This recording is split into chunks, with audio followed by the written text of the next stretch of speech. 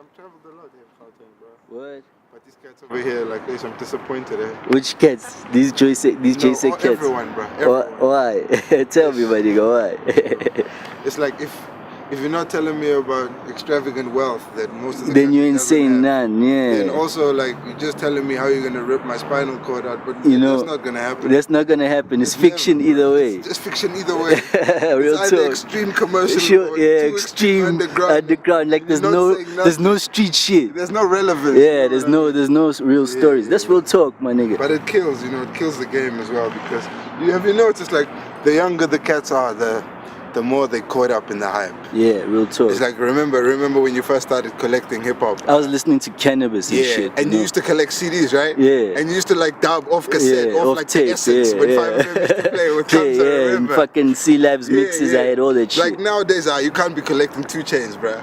Real talk, because in a month is out, That's a waste of time, bruh. Yeah, but what do you think about the shift though in the culture, like in terms of what most people are vibing to? Like you know that back in our days, most people, bro. Let's put it like this: back in our days, like back when we started listening to hip hop, underground hip hop was mainstream. It was like it was the shit. That's what everybody was listening to. Like back when we came up, it was like Tumi Zabs, Proverb. Those cats were listening to Dead Press, and they were listening to Kwali, and they knew who Mos Def was and everything. Yeah. So obviously they were influenced by them, and I feel like you remember like that shit used to come through strong, eh? Yeah, it was fucking hardcore. That flavor, like especially that like the Bronx flavor, Brooklyn flavor, the pun, flavor, it used to come through strong. Like you would hear, it's like you could listen to Emphatic and then you recollect what like Wu-Tang was saying. Said, you can hear Wu-Tang and Emphatic, and then you can hear like Talib Kweli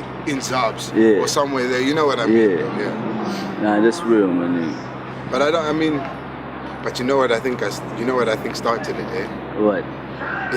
It's when remember when there was Glitterati? Glitterati, Remember when Glitterati? When Glitterati came out with the plane, they started copying, like making South African versions of Rick Ross. Or Rick Ross and and all that shit. You hear the same snare. you hear that same bass line, and that whole Americanized rap shit. Yeah. Even before Lil Wayne and Drake. Remember like remember that track that Morel made, man, about Steve Biko? I don't think I remember way back, specifically. And it's like the only conscious track I've ever heard from Morel, And then after that, it's the bling shit. But I think it's not even funny like that way, bro, because it's Joe, 69% of young people are unemployed, bro.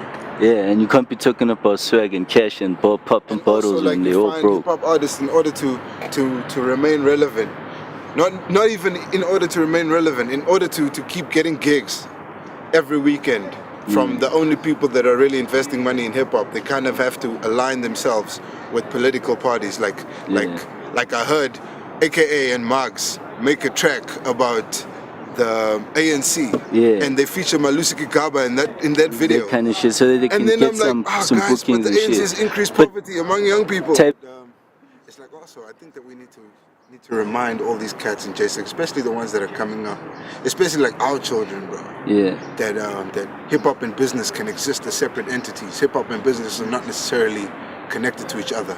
Yeah. Like you don't have to make hip hop with the purpose of distributing that and making a profit off of business, that. You can purely make hip hop for the sake of expression. True. And once you do that, it's like you're not tied you're not to following some sort of template that's been set out for the way to get your song on YFM. You're following what's inside, and then you're like, okay, you know what? Actually, I feel bad about what happened in Marikana. Let me try and write something. Then you write it, But do you reckon that conscious music doesn't have a space on radio, or is on the internet? I'm chilling on somebody's car. The internet is the shit. That's what we got, man. Real talk, man. That's what we got. And also like the campus stations, they're the only, if you think about it, they're the only ones that actually push street level rap. And also because, let's be honest, once you're out of varsity, if you look at the scene outside of varsity, there are certain promoters and certain brands that stand by certain artists. And that's only for the sake of profit. I mean, it makes business sense to do those things. But once you disconnect from that corporate industry and you go to the university, when you get to the university, bruh, who dominates sessions? At all the universities across the country. who dominates the sessions? It's the conscious cats. Yeah. Those guys are just blazing and they're coming up with tight shit and they learn through battles. And also at universities where you find cats coming out of a psych class and he's battling a cat that comes out of an industrial engineering class. Yeah. You know, and this guy is coming with... They're flexing the different skills, exactly. yeah. And also like interpretations. I mean, I was in a crew with a chap who was studying civil engineering. And it was at a time when he was doing like studying the different levels of the ground. You know, like when you build a road, you have to put different levels in there. And he interpreted that to the way that you have to build your flow in order to put together an entire track. And at the time I was studying journalism, you know, and then I was trying to come from the position where how you have to collect information from different sources to make the track credible. Yeah, and if you put that together, bro, it's a crazy formula to make like authentic music.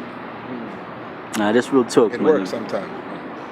That's real talk. But also, man. hey, like I said, our children, we're gonna have kids, and inevitably they're gonna listen to the things that are on in our houses. You know? Unless we make something that they can listen to. Yeah, but also like if you're in your house, man, there's no need.